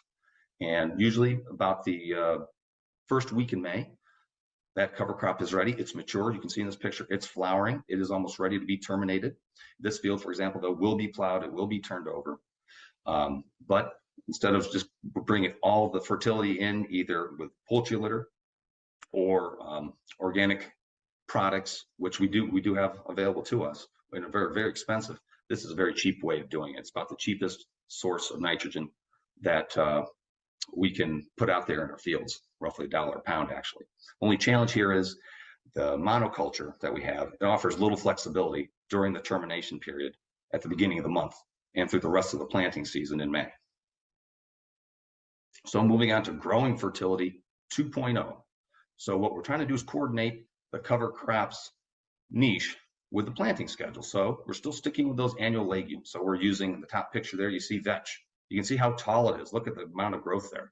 And the bottom, there's peas mixed in with some rye. So the hairy vetch and the peas are two viney crops. And what we really like about them, once they do mature, they can keep growing.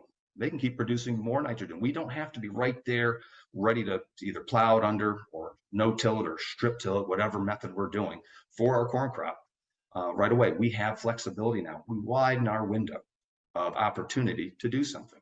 And they can even produce more nitrogen, 80 to 100 pounds of plant available nitrogen for our crop. It's a big savings on buying more imports.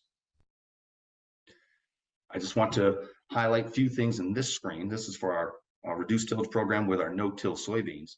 We'll just compare, like, for example, conventional till corn on the top, that red box, and look at all the operations we have to go through to get that field ready to plant. And look at the bottom. You're looking at a much smaller number of operations. So you're saving that time, that money, fuel. You're also saving that soil. And we're working the ground far, far less. When it comes to more of our reduced tillage, we're trying different methods with corn, strip till corn. So like I had mentioned, instead of plowing the entire soil profile over, turning it all over and working it multiple times, we're trying to run 1 or 2 passes to do all those, to do all those steps, to minimize those steps. And also, I said, we're trying to save. Conventional corn, 4.5 gallons an acre. Strip till corn, 1 gallon an acre for that early spring season field fitting. We can get out there in wet weather. We have roots between the passes, between the rows that are still intact. We can drive on those after rains. Maybe not right after, but we can certainly access the field sooner than a completely plowed field, which just becomes muddy and has to dry out, and it does so more slowly. And we disturb less, only a 8 to 10 inch swath in that planting zone. So we have the 20 inches. This is a 30-inch center row. One row of plants is here, 30 inches over here is the other. So we only worked 8 to 10 inches, and we got 20 inches of undisturbed undisturbed cover crop that we leave untouched. 2/3 less disturbance. And here's the one and done machine. Combines all those other operations, the plowing, the disking, the field cultivating, and even the harrows to smooth out the ground. This machine is a one and done, a one pass tool. I think more broadly, when we think of reduced tillage, or I'd like you to think of tillage, is think of the infrastructure, the highway infrastructure of this country, kind of an analogy. So, the healthy soil is like a healthy economy. It depends on interconnected networks or infrastructure. Just look at the map of the US highway system and road system on the left versus the mycorrhizal fungal network on the right. A lot of similarities there. That's what we're going for. When you have a deteriorated and broken infrastructure, which tillage would do to the soil, you require more of those inputs to keep the economy going. It's going to struggle.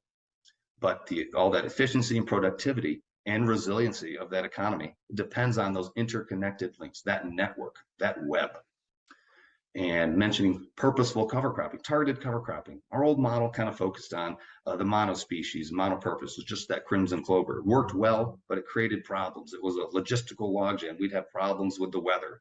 We'd get to working terminating the cover crop, and we'd have to use more equipment. We'd have to disc it down, then we'd have to plow it. And plus, or we'd get interrupted by something, a breakdown, and everything have to stop. We'd have fertility losses. We might get started planting, plowing, then the rain comes, we have to just let it sit and dry out then. There's really nothing else to do, no other corn to plant. It's all the same. It's all in the same boat. We have the extra operations sometimes after we do plow some fields. We're covering about 500 acres roughly every year.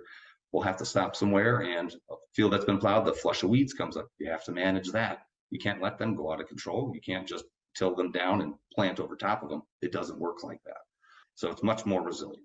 We can achieve that balance of the end production we need and the weed suppression by mixing species. So mixing the rye, which shades weeds. We can plant peas, which grows our fertility. We can have greater biomass and greater, I mentioned redundancy in the system. And we're experimenting also with rapeseed. We're adding that to try to control some of our grass problems in our no-till soybeans right now. So canola or rapeseed, it has a taproot, which penetrates the soil, alleviates any compaction, adds a tough biomass armor, we also like to call it, for better weed control, and also has a lot of flowers to attract local natural pollinators. So what we're trying to invest in with our soil is we're trying to build something. We're trying to build a reservoir and not a drain. We want to pool our nutrients, our water, our carbon. We're not, a lot of conventional production, although they've made some gains, they've kind of hit a plateau right now. What they're putting in is basically what's coming out. There's no life in the soil. There's nothing they're really depositing anymore in that soil. And we know we can sink a lot more carbon in the soil we have right now. I think of that as a soil savings account. It's really kind of about a word or term I've coined as a fiscal fertility. You're trying to keep all those nutrients in one place, have them available at any time, and have them easier to access by the crop. And plus, it's a lot more efficient. When you see this picture on the bottom, which do you think extracts nutrients from the soil better? The left half of that image or the right half of the image with all the networks and the mycorrhiza of fungi and pathways and diversity that you see. That's what we're really going for. What are we putting into the soil? What are we building in the soil? When we talk about, build my soil, well, it's really mostly about a lot of these humic acids, these huge, large molecular compounds. They're huge hydrocarbon chains. They bind and release nutrients. They buffer and stabilize the pH, means we don't have to lime as often. They form this spongy network that can store and hold on to water much more efficiently than just any standard soil particles, your sand, your clay, or your silt particles. Resists compaction. You can drive over it and it just doesn't compress. It kind of bounces back. It's resilient. And it gives one thing, I'll be a little technical here. Well, I wanted to mention the cation exchange capacity. That's just thinking like, how many parking spaces do you have for your nutrients to bind? Sand is very, very low, which our soil is mostly consists of sand, 2 to 10 milliequivalents. Clay, much higher, 25 to 100. But when you talk about organic matter, the stuff we're trying to build with these humic acids, we're talking 250 to 400 milliequivalents. That's enormous. I wanted to put the slide in quickly just to show that we don't have to buy an entire array of different equipment to do this planting. The equipment you see, the tractor and the planter there in the bottom left, that is a tractor and planter that can plant and use for any situation. You can use in tilled ground, you can use in no-till ground, minimum till, strip till. It's all just about certain little components that need to be added. It's very simple, it's fairly cheap. Really the planter that you need is already in your shed. It's about making small modifications. You don't have to have this huge capital investment in equipment. And it's about adding certain little pieces of the toolkit. We call our toolkit, certain cultivators, high residue cultivators. They don't work the ground, they save soil. Flamer, not working the ground at all. We burn the weeds. Or even have a weed zapper now, which actually electrocutes the weeds in the soybean fields. Anything that sticks up above the soybeans, we zap them. So we do have a lot of these alternatives available. All it's about is managing the biomass you see on the picture on the right. You can see we have soybean plants coming up. We have to go a little slower. We have to be a little more careful, but it's certainly possible. We've been doing it for several years now, and we like the results. What do these cover crops, or what are we trying to combat here? Well, anthropogenic impacts, human-caused problems. So the weather or the climate. Like I had mentioned before, we want to access our fields sooner following rain events. We want to widen our window of opportunity in the field. So instead of having only, maybe we have a rain event and then we have 2 or 3 good days of drying before the next rain's coming, we can use more of those days in between to do something rather than not doing anything at all or squeezing something in and not doing a very good job. We've given ourselves more flexibility. We're trying to disrupt pest cycles.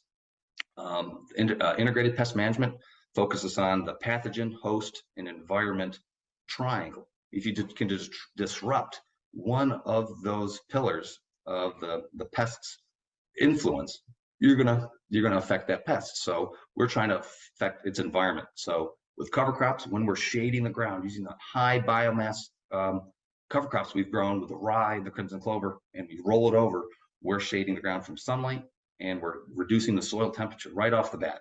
Those are 2 pillars of the favorable environment that the weed host really needs. We can disrupt that cycle. We can give our crops an advantage and give them the edge. We're also trying to restart nutrient cycling. So our nitrogen, our phosphorus, the carbon, and even the hydrologic cycle or water cycle. We're trying to create all these different pathways and diversity, these macro pores for water flow. And what we actually see is a cycle, it's a system in the soil. Instead of just putting in and taking out, we're cycling things, we're storing things, we're creating that reservoir. And what it's been boiling down to lately for us is hedging our bets on climate. We're going to be living in a warmer, wetter, and wilder world. So we're trying to reduce our crop stress. We're trying to deal with this more rainfall, this cover crop, keeping that armor on the ground. We're trying to get out in that field. If we have something sitting on the ground and just rather than bare soil, we'll be able to access that field and get the crops planted and make a living off the land. And when we're talking about wilder, all these extremes. So these weather windows, as I've mentioned, they can be very tight. They can be very sporadic. What we can do with our cover crops and our reduced tillage and our different fertility regime is we can combat all these anthropogenic human-caused effects on our world. That's what we're trying to accomplish here.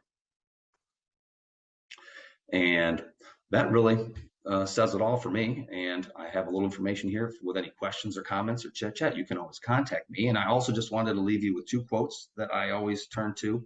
And it steals my wool when things maybe aren't going so right out there. The first is a quote by Einstein. He said, and I'm paraphrasing, of course, he says, the definition of insanity is trying the same thing over and over and expecting different results. And the second one is, it is the learners who inherit this earth, and it's the learned who are prepared for a world that no longer exists. And that's what I try to base my philosophy on here at Mason's Heritage. So thank you for your time, and thank you to MPen for the opportunity to talk to you. Thanks. Fantastic. Thank you so much, Steve. Really, really wonderful information there. And we have a few minutes for some questions.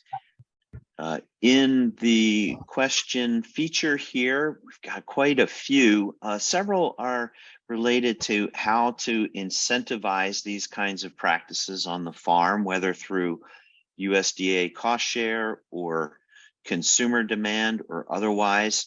So that's one line of conversation that's in the chat, and a couple other questions here I wanted us to take a minute on.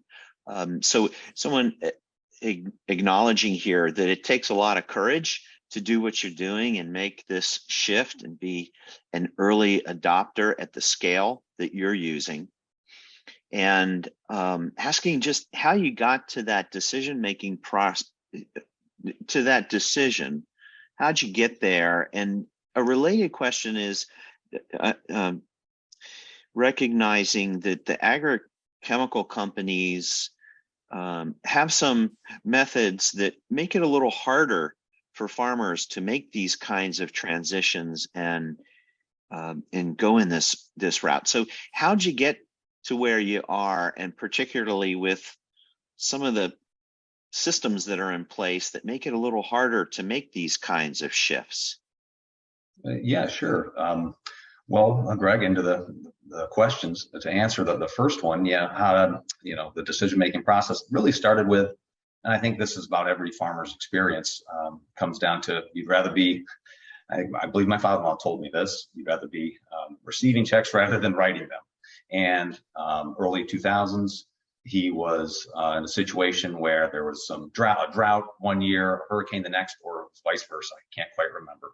And the bills just kept piling up, and the sprayer from the company kept running across the field, and income was dwindling. And first they had to make a decision that was profitable for the farm. And organic is a stable market. It's a growing market. It's been very consistent for the last several decades in this country in particular. So that was just a very straight business-oriented decision there, and quite the savvy one, I have to admit. Secondly, my father-in-law, he had grown up using some of these pesticides and mixing them himself. He was in the sprayer applying it, and he'd always have to have all the safety equipment on, and always be concerned about how long after he sprayed can he get back in the field. He'd have to be worried about drift. He'd have to sometimes coordinate with other farmers nearby or adjacent to him to, if they had corn, he had soybeans. Some of those products, they do not mix, they do not cooperate together. Corn's a grass, and soybeans is a broadleaf. Those different chemicals for certain weed controls, they're not compatible. So a lot of those chemicals, and their fate in the environment, where they're going to be that season, even the next year, and their carryover. And if they're even on the farm, was a big concern, especially to him. And that now, especially since his daughter, she was, been growing up, had been a concern for him, keeping her safe and his family safe. That was probably another big decision-making step for him. But also probably a third part to that answer is he's also had a lot of help from a lot of institutions. There was a program with NRCS and cost share on land. He could sign up acres to put it aside for 3 years to transition. That's what it requires from going from conventional production to organics, a 3-year transition. And you would put it aside in a certain mixture, and then after the end of that 3rd year, you could turn it into and certify it into organic production.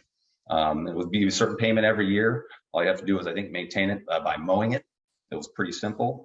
There's also Rodale, which is, I think that name has been mentioned several times. I know it was mentioned, I think, in Kendra's presentation too. They're great. They have a lot of good resources there. And the USDA ARS, they have a research station just north of Baltimore. They do a lot of research with no-till and organic farming now. And they were just kind of getting on board with all this during that transition period in the early 2000s. So there's those 3 main reasons I'd say were the biggest contributors to the switch, the transition. That's really, really fascinating. And I think just to touch on that, I think second part of the question about, what's kind of been in the way for farmers to make that switch. Well, I believe, again, Kendra touched on it. There are these kind of agrochemical institutions and these tools out there. And I mentioned it in my presentation, the prescription tools. It's a matter of convenience. It's very easy. Just pick up the phone and call your company's agronomist. They can come out, or they can send out a scout to check the pest, to check this. They have your soil tests, they have your field history, and they have all this other information where they can just almost put into some sort of spreadsheet and spit out, like a black box, and spit out your prescription for that field. It removes you from a lot of the things that maybe you should be concerned about with your field, with the soil health. Maybe the soil's chemically healthy. It has all those basics that the soil needs for just the nitrogen, the phosphorus, the potassium, and the pH. But it's missing a lot of those biological pieces. And you don't really know that. You're not the one out in the field. You're not paying as close attention.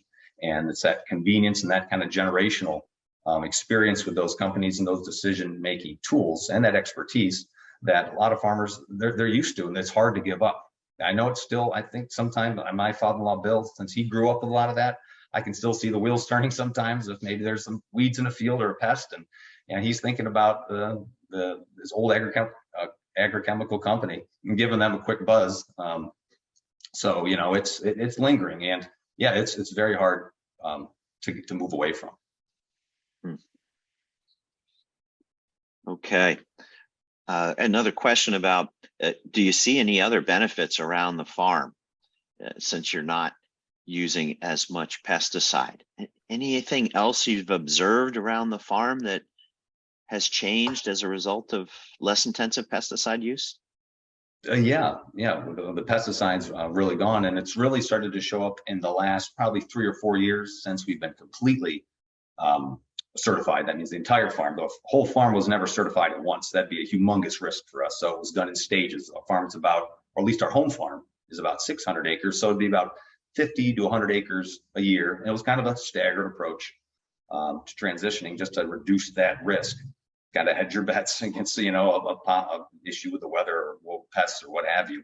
But the things we really started to notice a lot of more bald eagles around sitting on top of our irrigation system. Sometimes we'd have several on each of them, and there's 5 systems on the farm. So, there could be up to almost a dozen bald eagles just sitting around, and very healthy looking. And even adolescents too, not just the full grown adults, but their adolescents too. I mean, there's got to be a nest around there somewhere. They're making a home and they're sticking around.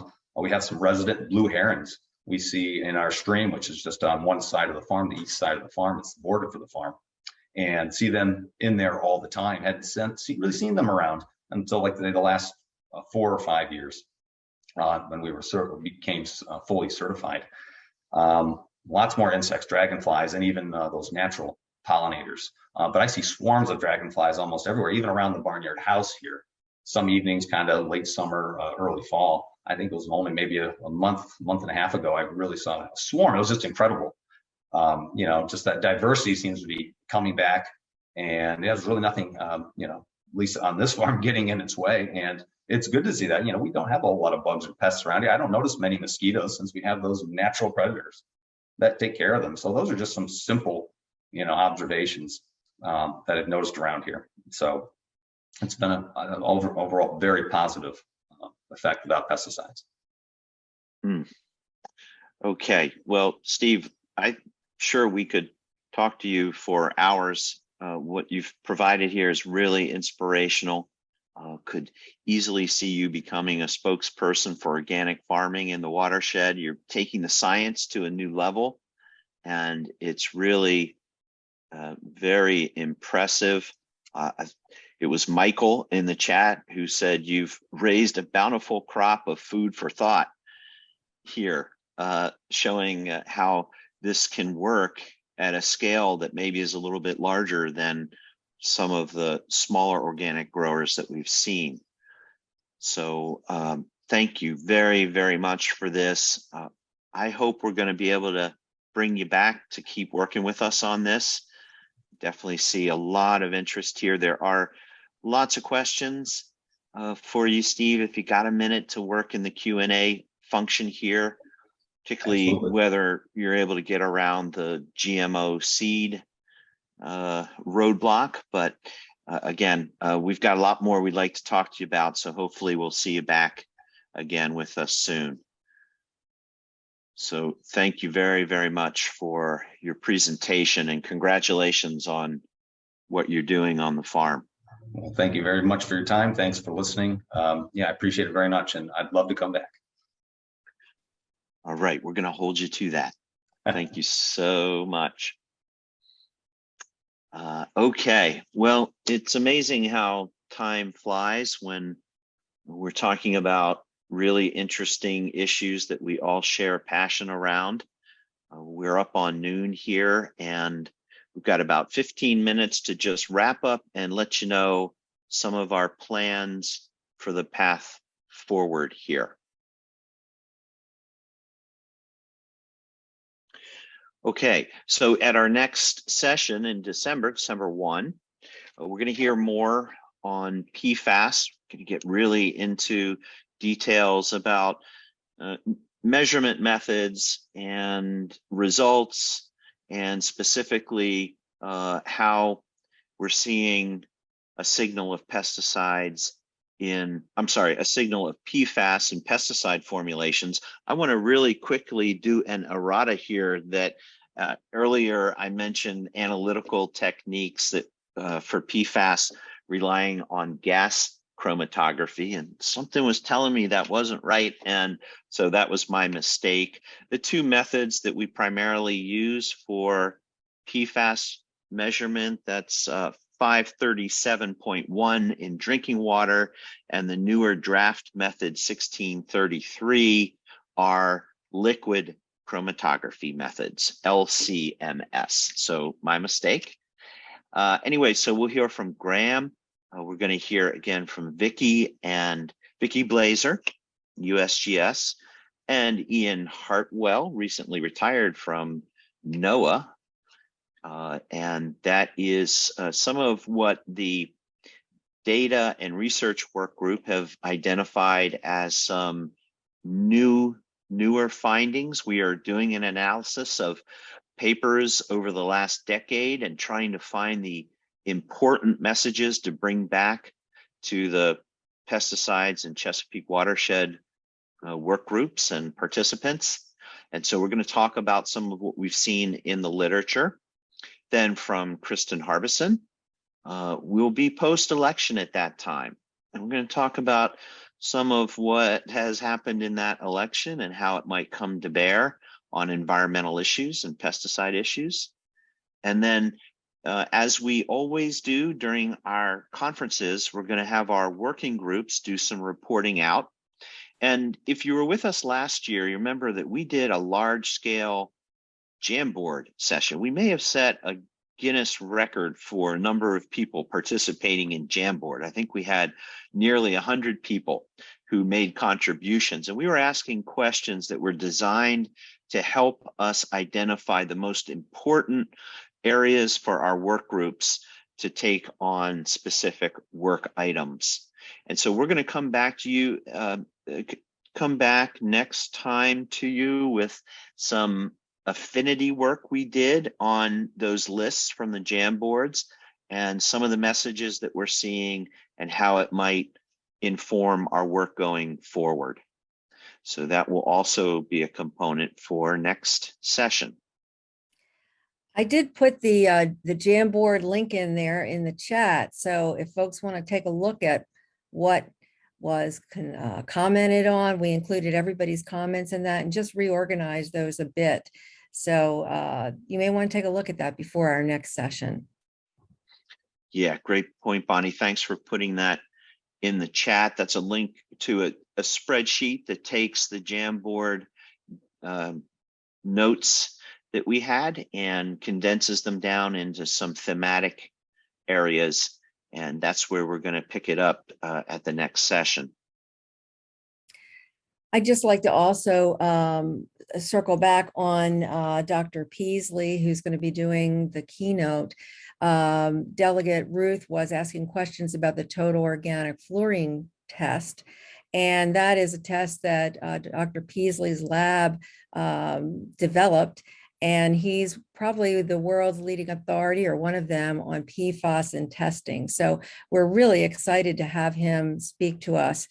And, you know, as we learned today, as the researchers are finding concerning levels of PFAS in pesticides, states like Maryland are looking at the role that testing can play to ensure that we're not unintentionally spreading PFAS across the state's agricultural land, our neighborhoods, waterways, and food supply. So Dr. Peasley will be talking about the latest data on PFAS findings in pesticides and some of the standard analytic techniques to rule out that unintentional PFAS from insecticides and, you know, helping in finding an appropriate path forward. So we're really excited about that. I hope that everybody will be able to make it. And I saw a couple comments there. I will definitely be sending you a meeting link. I'll send it out next week when we send the other materials from this conference, and you'll be able to put it into your calendar so you won't miss it. And then also, you know, regarding Kristen Harbison's talk, you guys might not all know that as her role as political director for Maryland League of Conservation Voters, she's had her microscope on the issue of the election. So she'll have a lot of insights in her analysis of election results and what this may mean for pesticide advocacy and the opportunities and challenges that are ahead in this sort of new environment that we're going to be in after the election. So it's going to be a really great session, and we hope that everybody can tune in.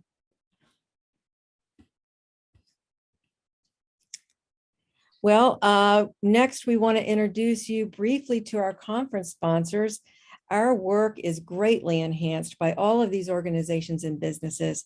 They work with Maryland Pesticide Education Network in our projects and coalitions, and they support this conference financially. So please get to know them. They provide our community with services and products that truly improve our quality of life. And we've got a quick little slideshow here for you about them. Takes about a minute.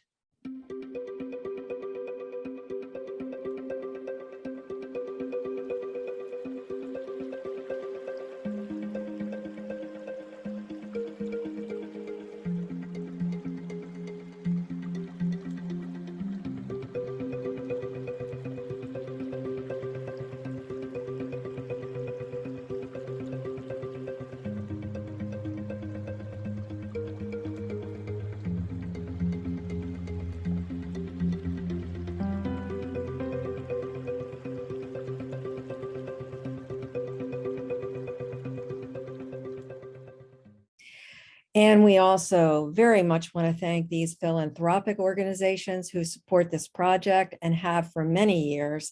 We really could not do this without their longtime support. And if you'd like to learn more about the pesticides and the Chesapeake Bay Watershed project, visit our website. We have a little bit.ly link that'll take you right to the project page. That's bit.ly/watershed project. You can learn more about our working groups and access past conference presentations and videos. There's really a wealth of really great presentations posted there that we've held over the years. You'll also find useful guides like managing mosquitoes without pesticides, organic land care practices, healthy soils practices, and lots more. That's where a lot of the outputs from our working groups are linked. And I also want to direct you to mdpestnet.org, which is Maryland Pesticide Education Network's new website that we launched this year. It certainly has a wealth of information there, lots of databases to look up pesticide impacts and all the alternative strategies, practices, and products that you can use in your life. You may also want to visit our GoOrganicMD.org website for lots of ways to live a more organic lifestyle and thereby support the systemic changes that we need for our health and the health of the planet. And lastly, our SaferDisinfectants.org website, which helps you find safer disinfectants for COVID-19 and avoid the increased risk disinfectants identified on the website.